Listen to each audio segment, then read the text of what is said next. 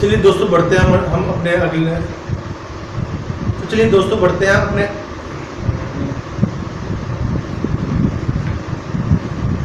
तो चलो बढ़ते हैं दोस्तों तो चलो बढ़ते हैं तो चलो आगे बढ़ते हैं दोस्तों। तो चलो आगे बढ़ते हैं दोस्तों अपने नेक्स्ट क्राइटेरिया की तरफ। हमारा नेक्स्ट क्राइटेरिया है ट्रायंगल्स को सिमिलर शो करने के लिए साइड साइड साइड, यानी ये क्राइटेरिया ये कहता है कि अगर किन्हीं दो ट्रायंगल्स की कोरस्पॉन्डिंग साइड्स प्रोपोर्शनल हो, दैट मीन्स अगर उनकी रेशो सेम हो तो हमें उनके एंगल्स को अलग से इक्वल करने की ज़रूरत नहीं है।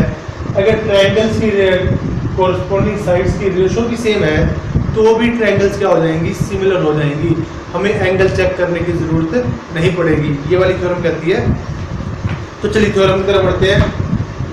कहते if the corresponding sides of two triangles are proportional then they are similar, यानी अगर आप किन्हीं दो ट्रायंगल्स की साइड्स की रेशो को भी इक्वल कर दो तब भी आपको अलग से एंगल इक्वल करने की ज़रूरत नहीं है, ट्रायंगल्स आपकी पहले ही सिमिलर हो जाएंगी। कैसे? अब की बार भी बिल्कुल पीछे वाले जैसे हमने पीछे वाली थ्योरम की थी बिल्कुल वैसे ही ये थ्योरम करेंगे। हमारे पास पिछली बार हमारे पास एंगल इक्वल गिवन थे, साइड्स की रेशो सेम की थी। अब की बार हमारे पास क्या है, साइड्स की रेशो सेम है, हम क्या करेंगे, एंगल्स को इक्वल शो करेंगे बिल्कुल पिछली थ्योरम की तरह दोस्तों। तो यहाँ पे AB by DE, BC by DF और AC बाई DS यानी कोरस्पॉन्डिंग साइड्स की रेशो इक्वल गिवन है हमें, और हमें शो क्या करना है, ट्रायंगल ABC को ट्रायंगल DEF के सिमिलर। तो पिछली बार की तरह अब यहाँ पे फिर से हमारे तीन पार्ट बनेंगे। कौन कौन से? ये वाले तीन पार्ट। अगर AB DE से छोटा है, अगर AB DE से बड़ा है, अगर AB DE के इक्वल है, तीनों केसेस में हम अलग अलग करेंगे। Let case number 1, if AB is less than DE, अगर आपका AB DE से छोटा है तो क्या होगा? अब ध्यान से देखिए इसकी तरफ, इन दोनों की रेशो सेम है। अगर AB DE से छोटा है दैट मींस अगर AB 1 है DE 2 है, तो इनकी रेशो तो सेम है, तो क्या BC EF से छोटा नहीं होगा? बिल्कुल होगा। यानी अगर AB DE से छोटा है तो BC को EF से छोटा होना पड़ेगा और AC को DF से छोटा होना पड़ेगा। तो इसके लिए हमने कंस्ट्रक्शन की, लेट P and Q अपने पॉइंट्स DEF बड़े वाले ट्रायंगल के ऊपर लिए दो point P and Q such that, पिछली बार हमने पैरेलल कंस्ट्रक्ट किया था, अब की बार हमने पैरेलल कंस्ट्रक्ट नहीं किया है। अब की बार हमने ये दो पॉइंट इस टाइप से लिए हैं कि जो आपका AB है वो तो DP के इक्वल आ जाए और जो आपका AC है वो DQ के इक्वल आ जाए। तो इतना तो हम कर सकते हैं। तो let P and Q are points on DQ and D are such that DP is equal to AB and DQ equal to AC। अब चलिए हम बढ़ते हैं प्रूफ की तरफ। पहले केस से हम प्रूफ करेंगे। Now AB by DE equal to AC by DF, ये तो हमारे पास गिवन है। ओके, AB किसके इक्वल है? DP के, और AC किसके इक्वल है? DQ के। तो ये वैल्यूज इसमें पुट कर दीजिए, AB की जगह DP और AC की जगह DQ। This implies DP by DE equal to DQ by DF। Reason में लिखा बाय कंस्ट्रक्शन। अब इसकी फिगर की तरफ ध्यान दीजिए, DP by DE और DQ by DF यानी इनकी साइड्स की रेशो सेम है। तो अगर साइड्स की रेशो सेम है तो PQ क्या होगी? EF के पैरेलल होगी। बिल्कुल, लेकिन यहाँ पे आप रीजन में ये मत लिखिएगा by converse of BPT। BPT में सिर्फ ये वाली साइड्स इनकी रेशो लेते हैं। हमने रेशो कौन सी ले रखी है? DP by DE और DQ by DF। सिमिलर तो हो जाए, सॉरी PQ के वाके पैरेलल तो हो जाएगी, लेकिन यहाँ पे ये मत लिखना बाय कन्वर्स ऑफ BPT, ये चीज़ हम नहीं लिखेंगे। तो डायरेक्ट हम इसको पैरेलल लिखेंगे। अब मुझे ये बताइए, अगर दो साइड्स पैरेलल हो तो P वाला एंगल किसके इक्वल आएगा? E के। Q वाला एंगल किसके इक्वल आएगा? F के। रीजन क्या लिखेंगे? Corresponding angles P angle P equal to angle E and angle Q equal to angle F। Reason corresponding angles. ठीक है जी। अब अगर ट्रायंगल के दो एंगल इक्वल हो जाए तो अब हमने अभी पीछे वाला क्राइटेरिया किया है, अगर किन्हीं भी दो ट्रायंगल्स के सिर्फ दो एंगल भी इक्वल हो जाएं तो वो ट्रायंगल्स क्या हो जाती है? सिमिलर। हम डायरेक्ट यूज करेंगे, triangle DPQ is similar to triangle DEF। Reason क्या लिखेंगे? Angle similarity. तो चलिए इसका सबसे पहले हमने यूज यहीं पे कर दिया। अब मुझे ये बताइए, दो ट्रायंगल सिमिलर कब होती हैं? जब उनके कोरेस्पोंडिंग एंगल इक्वल हो और उनकी कोरेस्पोंडिंग साइड्स की रेशो सेम हो। यहाँ पे ये दो ट्रायंगल सिमिलर है तो यहाँ से हमारे पास क्या होगा? इनकी कोरेस्पोंडिंग साइड्स की रेशो सेम आएगी। दैट मीन्स DP की रेशो किसके साथ? DP के साथ is equal to PQ by EF is equal to DQ by DF। DP by DE, PQ by EF और DQ बाय DF इन तीनों की रेशो सेम आएगी। और इसके लिए हम एक वर्ड यूज करेंगे CPST। जैसे कॉन्ग्रुएंट में तो हम CPCT यूज करते थे ना, तो यहाँ पे इसके लिए वर्ड क्या यूज करेंगे? CPST। CPST का आपको मीनिंग बता देता हूँ। CPST का मीनिंग क्या होगा? C से कोरेस्पोंडिंग, P से पार्ट्स ऑफ, S से सिमिलर और D से ट्रायंगल। बस वहाँ पे कॉन्ग्रुएंट ट्रायंगल्स होता था, अब यहाँ पे ट्रायंगल कौन सी है? सिमिलर। तो हम क्या लिखेंगे इसको? Corresponding parts of similar triangles. यानी जो ट्रायंगल सिमिलर होती है उनके कोरेस्पोंडिंग साइड्स की रेशो सेम होती है और कोरेस्पोंडिंग एंगल इक्वल होते हैं। इतना समझ में आ गया? Okay. Also AC by DF और BC बाय EF ये भी इक्वल है। AC बाय DF और BC बाय EF ये भी इक्वल है ना? ओके। रीजन लिख देते हैं गिवन। अब ध्यान से देखिए, AC किसके इक्वल है? DQ के इक्वल है। देखो AC किसके इक्वल है? DQ के। तो जहां पे AC है वहां पे हम क्या रखेंगे? DQ। क्या रखेंगे? DQ। This implies DQ by DF equal to BC by EF। तो रीजन क्या लिखा? AC की जगह हमने क्या रखा? AC की जगह हमने क्या रखा? DQ। AC DQ के इक्वल है बाय कंस्ट्रक्शन। ओके। तो ये हमारी इक्वेशन नंबर 2 है, ये इक्वेशन नंबर 4 है। इसको जरा कंपेयर कीजिएगा। इक्वेशन नंबर 2 में हम ये वाला पार्ट नहीं लेते, सिर्फ इन दो पार्ट्स को देखिएगा। By equation number 2 and 4 DQ by DF PQ by EF के इक्वल। यहाँ पे DQ by DF BC by EF के इक्वल। हम ये पीछे वाला पार्ट यूज नहीं करते हैं इसका। इक्वेशन नंबर 2 में, इक्वेशन नंबर 4 में दोनों में लेफ्ट हैंड साइड क्या है? सेम है, तो इनकी राइट हैंड साइड भी सेम आएगी। तो यहाँ से क्या आएगा? PQ बाय EF किसके इक्वल आएगा? BC बाय EF के। इतना समझ में आ गया? EF नीचे है, डिवाइड में उधर जाके मल्टीप्लाई में यहाँ से PQ की वैल्यू क्या आएगी? BC बाय EF और इधर आके EF मल्टीप्लाई में हो जाएगा, जो कि यहाँ से कैंसिल हो जाएगा। तो PQ किसके इक्वल आ गया? BC के। और यही हमें यहाँ से चाहिए था। अब ध्यान दीजिए, BC आपका PQ के इक्वल आ चुका है। अब ये छोटी ट्रायंगल लीजिएगा ABC and DPQ। Now in triangle ABC and triangle DPQ, AB किसके इक्वल है? DP के। BC किस, ये तो हमने कंस्ट्रक्शन से था। AC किसके इक्वल है? DQ के। ये दोनों क्या है? By construction. और तीसरा BC किसके इक्वल है? EF के। ये अभी हम प्रूव कर चुके हैं। अगर ट्रायंगल की तीनों साइड इक्वल हो तो वो ट्रायंगल क्या हो जाती है? Congruent. Side side side. Is it clear? Congruent का सिंबल है, ध्यान रखिएगा। अगर ट्रायंगल कॉन्ग्रुएंट है तो उनके कोरेस्पोंडिंग एंगल क्या आते हैं? इक्वल। सो एंगल A किसके इक्वल आएगा? एंगल D के। एंगल B किसके इक्वल आएगा? एंगल P के। यहाँ पे हम क्या लिखेंगे? CPCT। अब ध्यान रखिएगा, अगर कॉन्ग्रुएंट है तो हम किसका यूज करेंगे? CPCT का। और अगर सिमिलर है तो हम किसका यूज करेंगे? CPST का। इस चीज का भी ध्यान रखना पड़ेगा। ओके। अब ध्यान दीजिए, एंगल P आपका एंगल P के इक्वल है, बट एंगल ई और एंगल पी भी इक्वल है। देखिए एंगल ई और एंगल पी कहाँ गए, जहां पे हमने इनको पैरेलल शो किया था। देखिए angle P equal to angle E by equation number सामने से लिखा हुआ है, बाय इक्वेशन नंबर 8। इतना क्लियर है। अब यहाँ से ई वाला पी के इक्वल है और 6 में बी वाला पी के इक्वल है, तो bye equation number 6 and equation number 8 दोनों की राइट हैंड साइड में पी एंगल है सेम, तो एंगल बी किसके इक्वल आएगा, एंगल ई के। इतना क्लियर है। यानी हमारा ये बी वाला एंगल और ये ई वाला एंगल इक्वल आ चुके हैं, इस चीज का ध्यान रखिएगा। तो ये एंगल हमारे पास इक्वल आ गए। Is it clear? अरे ठीक है ना। Now in triangle ABC and triangle DEF, अब ये छोटी ट्रायंगल लीजिए और एक बड़ी ट्रायंगल लीजिए।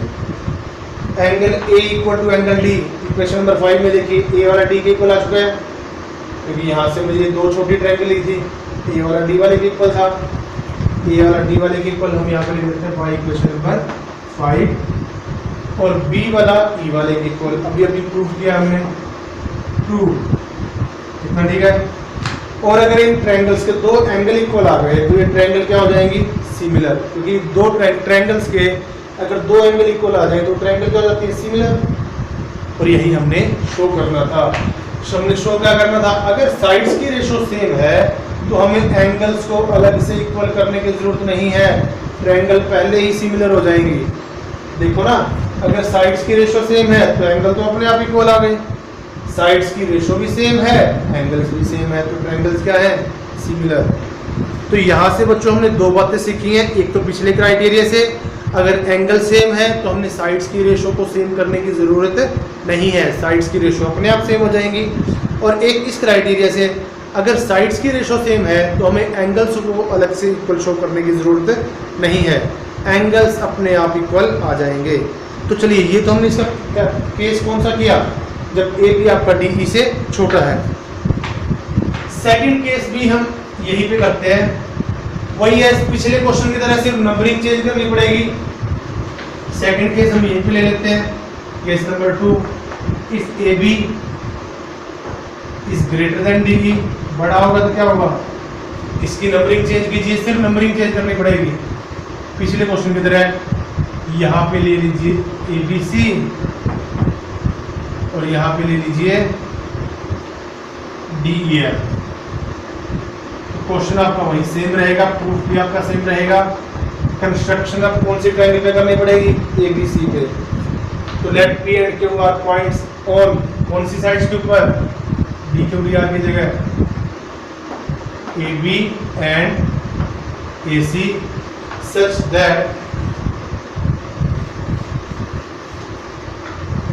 डी ई, ये तो आपका ए पी के इक्वल लेना पड़ेगा, और डी एफ ये आपका ए के ऊपर इक्वल लेना पड़ेगा। बिल्कुल प्रूफ पैरेलल चलेगा, सिर्फ नंबरिंग चेंज हुई है, यानी जहां पे आपको डी दिखे वहां पे ए लिखेंगे, जहां पे ए लिखा हुआ मिलेगा वहां पे डी लिखेंगे, ई की जगह बी लिखेंगे, बी की जगह ई लिखेंगे, एफ की जगह सी लिखेंगे, सी की जगह एफ। तो चेंज कर दीजिए, ए की जगह डी। चलिए, now A B by D E equal to A C by D F, ये तो गिवन ही है हमारे पास, ठीक है जी। दिस इंप्लाइज डी ई किसके इक्वल है, ए पी के, और डी एफ किसके इक्वल है, ए के ऊपर।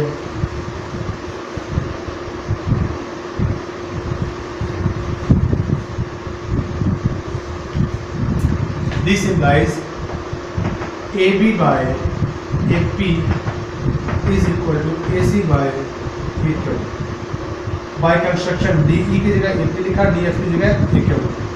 अब यहाँ से देखिए AB by AP और AC by AQ ये सेम है, तो PQ अगर साइड्स की रेशो सेम है एक ही ट्रायंगल में तो PQ क्या होगी, BC के पैरेलल। इतना clear.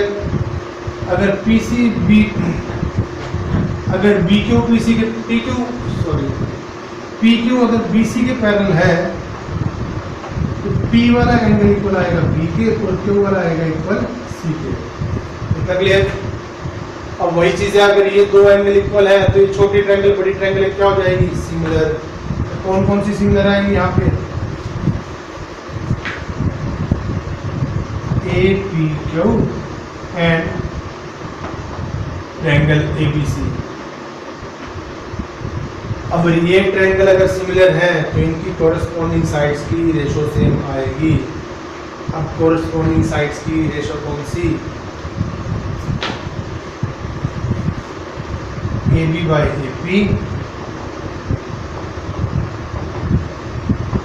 Is equal to A C by A Q is equal to B C by P Q, C P S T. कितना क्लियर है?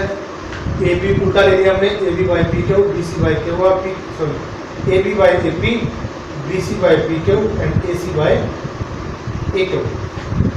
कितना clear? Also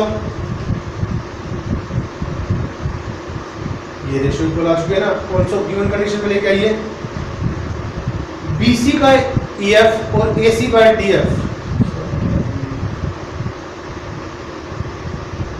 be C by E F और A C by D F equal है, given है। कितना clear है?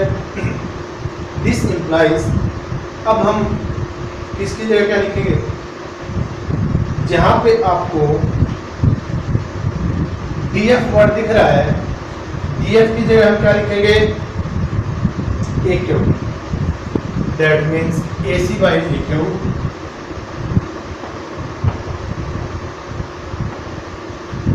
D F की जगह ए क्यू लिखा ना, A C by A Q किसके इक्वल आ गया, B C by A F के। कितना क्लियर? और वही अब by equation number 2 and equation number 4 ये पीछे से हटा दीजिए।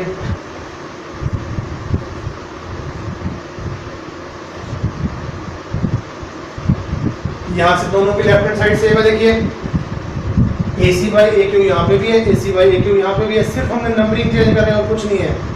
तो B C by P Q और B C by E F same आएंगे। So B C by E F is equal to B C by P Q. ऊपर से अब की बार बी सी से बी सी कैंसिल हो जाएगा,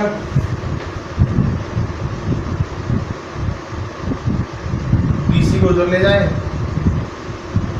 1 by P Q is equal to B C by E F और B C इधर जाके डिवाइड में हो जाएगा, बी सी से B C cancel, cross multiply कर दें, पी क्यू किसके इक्वल आएगा, ई एफ के, पी क्यू किसके इक्वल आएगा, ई एफ। देखो वही चीज बिल्कुल सेम टू सेम, ये छोटे ट्रायंगल और ये छोटे ट्रायंगल आ गई।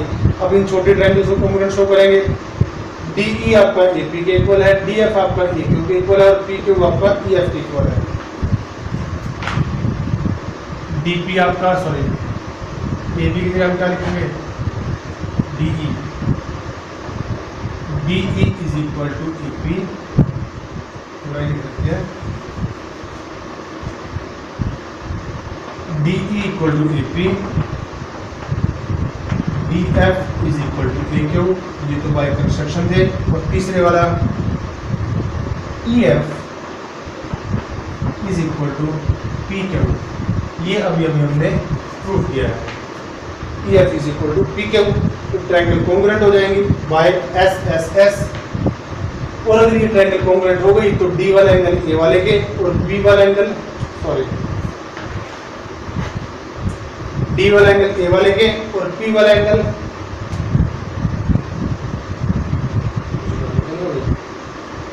हमने ट्रायंगल कौन सी ली है, ये छोटे वाले, तो ट्रायंगल यहाँ पे आएगी D E F and A P Q.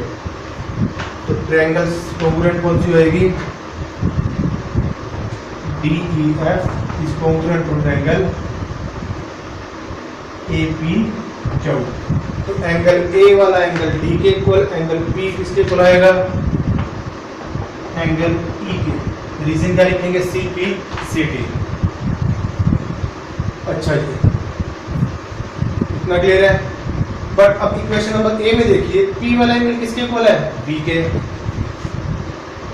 But angle P equal to angle B by equation number A. Equation number 6 को और इक्वेशन नंबर ए को कंपेयर कीजिए, angle B equal to angle P और P वाला angle किसके equal है? E के। B वाला P के और P वाला E के। यहाँ से क्या हो गया? एंगल B और एंगल E इक्वल आ चुके हैं हमारे पास, यानी B वाला एंगल और E वाला एंगल जो हमें चाहिए था वो इक्वल आ चुका है। D वाला और A वाला इक्वल दे ही रखा है देखो यहाँ पे इक्वेशन नंबर 5 में। अब ट्रायंगल ले लीजिए, ट्रायंगल ABC है, ट्रायंगल DEF, ये DEF और ये ABC, A वाला D के इक्वल y इक्वेशन नंबर 5 और B वाला E के इक्वल। अभी हमने प्रूव किया है एंगल एंगल सिमिलरिटी से ट्रायंगल सिमिलर हो जाएंगी, यानी हमें अलग से इसके एंगल इक्वल शो करने की जरूरत नहीं है। तो तीसरा केस कौन सा बचा? इक्वल वाला। ये लीजिए इक्वल वाला केस छोटा सा ले रखा है। अगर ABDE के इक्वल है तो मुझे ये बताइए, अगर ABDE के इक्वल है तो BE को नीचे ले आओ, AB बाय DE किसके इक्वल आएगा? 1/1। अगर AB बाय DE अगर ये 1/1 के इक्वल है तो BC बाय EF ये भी 1 आएगा, AC बाय DF ये भी 1 आएगा, BC बाय EF भी 1, AC बाय DF भी 1। EF को उधर ले जाओ, DF को उधर ले जाओ, BC EF के इक्वल, AC DF के इक्वल, तीनों साइड सेम हो गई तो ट्रायंगल क्या हो गई? कॉन्ग्रुएंट। और जो कॉन्ग्रुएंट ट्रायंगल है क्या वो सिमिलर नहीं होती? कॉन्ग्रुएंट में साइज भी सेम होता है, शेप भी सेम होता है। अगर साइज और शेप दोनों सेम है तो एटलीस्ट शेप तो सेम रहेगी ना, अगर कॉन्ग्रुएंट हो तो सिमिलर भी हो जाएंगी। तो यानी यहाँ से अभी तक हमने बच्चों 2 क्राइटेरिया किए हैं। तो यहाँ से हमने 2 इंपॉर्टेंट बातें सीखी हैं। सबसे पहले तो हमने ट्रायंगल्स की सिमिलैरिटी की डेफिनेशन की थी। डेफिनेशन में क्या था? 2 ट्रायंगल्स को सिमिलर कब बोला जाएगा? जब नंबर 1 उनके एंगल सेम होंगे, नंबर 2 उनकी साइड्स की रेशो सेम होगी। लेकिन पहले क्राइटेरिया में हमने क्या किया कि अगर एंगल इक्वल है तो साइड्स को सेम करने की ज़रूरत नहीं है।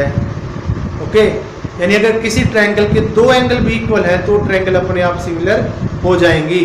तो साइड्स की रेशो इसी से आ जाएंगी, अपने आप साइड्स की रेशो सेम मिलेगी, हमें अलग से चेक करने की ज़रूरत नहीं है। दूसरे क्राइटेरिया में अभी हमने क्या किया? अगर साइड्स की रेशो सेम है तो ट्रायंगल्स अपने आप सिमिलर हो जाएंगी, उसके एंगल चेक करने की ज़रूरत नहीं है। यानी अगर साइड्स की रेशो सेम है तो ट्रायंगल सिमिलर, और सिमिलर ट्रायंगल्स में एंगल्स अपने आप इक्वल आ जाएंगे, वो बाद में CPST में आएंगे। Is that clear? मेरे ख्याल से आपको समझ में आ गया होगा। ये हमारे 2 क्राइटेरिया। अभी एक क्राइटेरिया और रहता है